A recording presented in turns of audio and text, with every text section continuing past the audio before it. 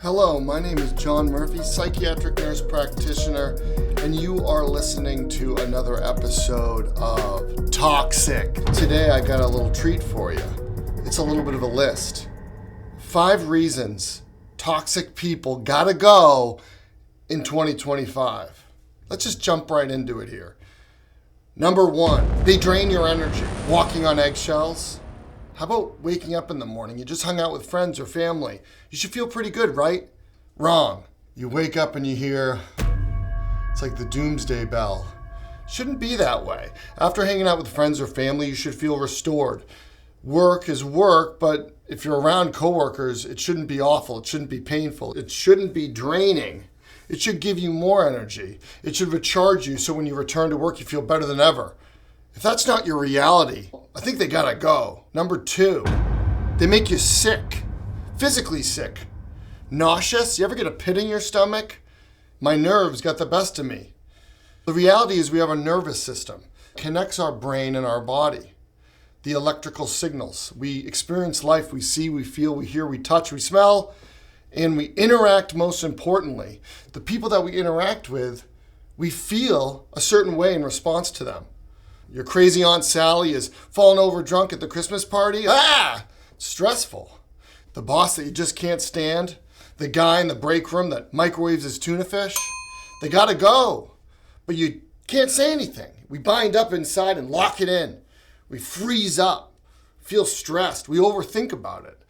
Well, all that stress is supposed to be reserved for a true survival instinct. You're in a bar fight, you're in the jungle. That's when you're gonna want that super extra power, like the woman that has to lift up a car to get to her baby that rolled under the car. If we're undergoing stress, it comes at an expense.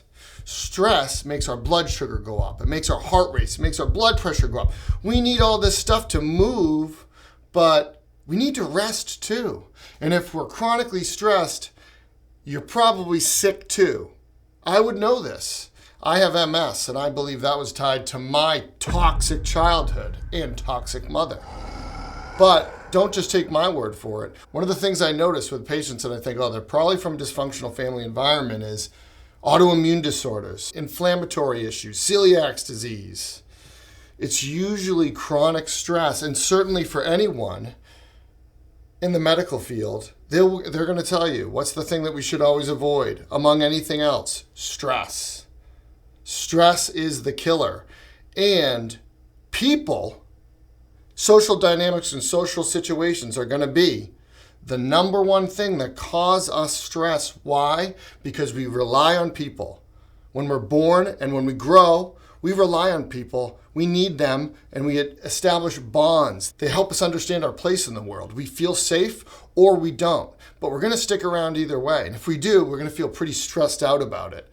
And we won't trust people, but we need people to survive. We're social creatures. So as we go out into the world and feel stressed, maybe you're an adolescent, you still need people, you still need bonds, but we don't need people in the same way. And then when you're an adult, you're going to do best to actually stop and think about this stress and wonder, what do I do about it?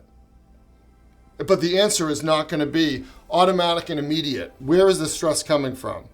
In order to do that, we need to reckon with the fact that involuntary reactions occur because of people that we happen to be around. And if we have a choice, we should start thinking about making the right choice. Excuse me, Tom, I'd really appreciate it if you didn't microwave your tuna in the break room. As uncomfortable as it might be, there's gonna be a way to communicate it.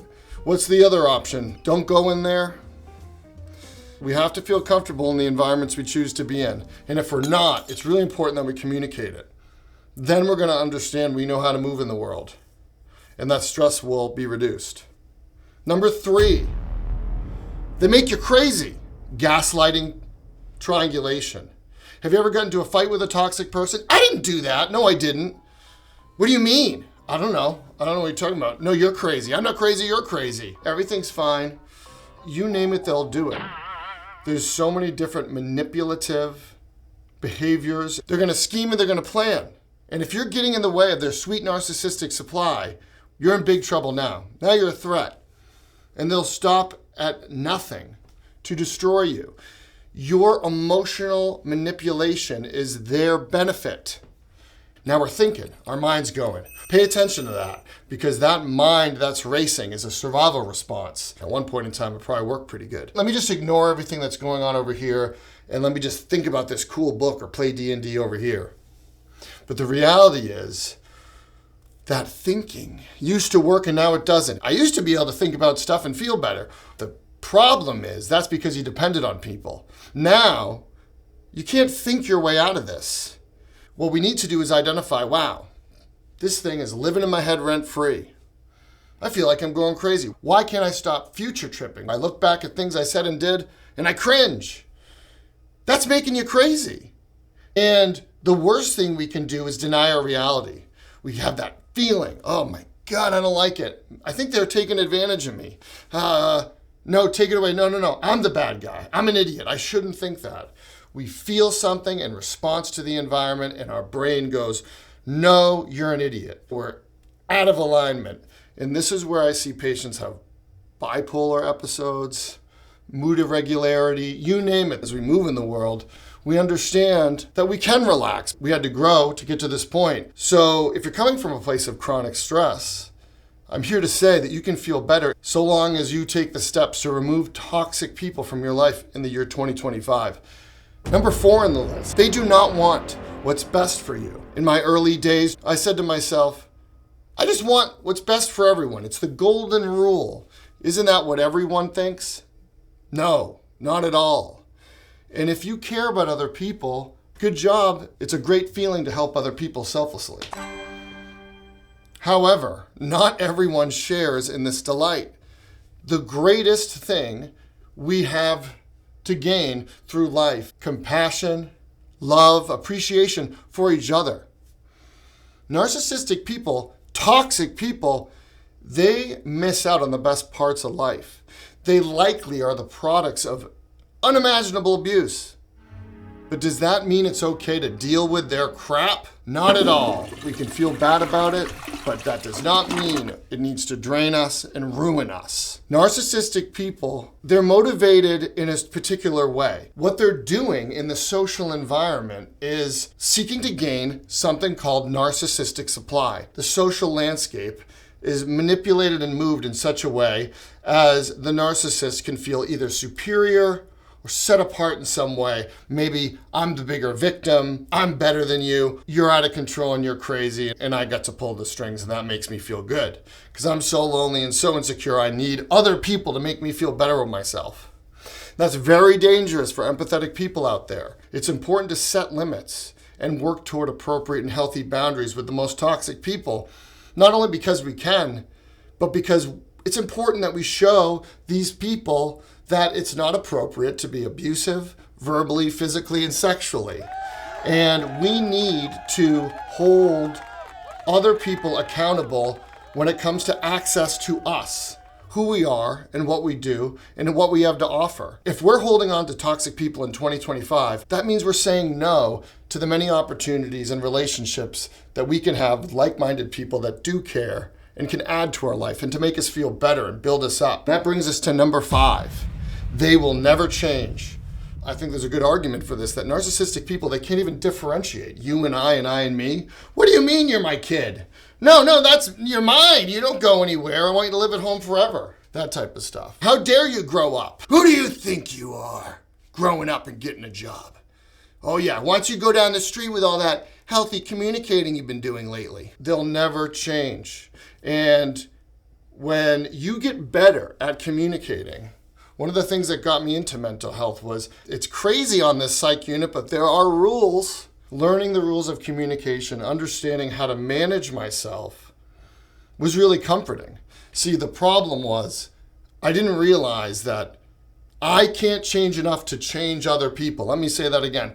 You can't change enough to change other people. Hallelujah. All emotions are normal.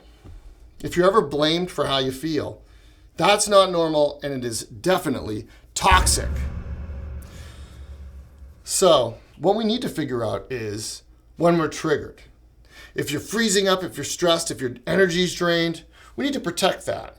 Because if we're going to do anything, if we're truly going to eliminate toxic people from our life in 2025, we have to figure out and take stock for how involuntary our emotions and reactions are. The things that we've been through, this idea of being triggered has been weaponized. We need to take it back. Physiologically, we see something, we feel something, we sense something, our heart races, or depending on the person, we overthink, maybe we dissociate, maybe we push away. We have different ways of doing this. But understanding those patterns is going to help us reflect and move toward healthy communication, which means setting boundaries verbally based on how we feel, and then allowing whomever to actually respond to us.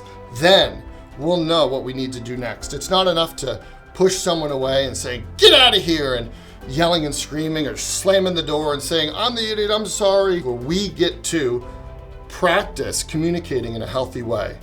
And if you were raised in a toxic family or understand what it's like to be around toxic people from a young age, the idea of emotions and boundaries and all of this stuff, you probably weren't able to do any of it. I'll let you in on a little secret. If you're listening to this video, it is very likely that you can change.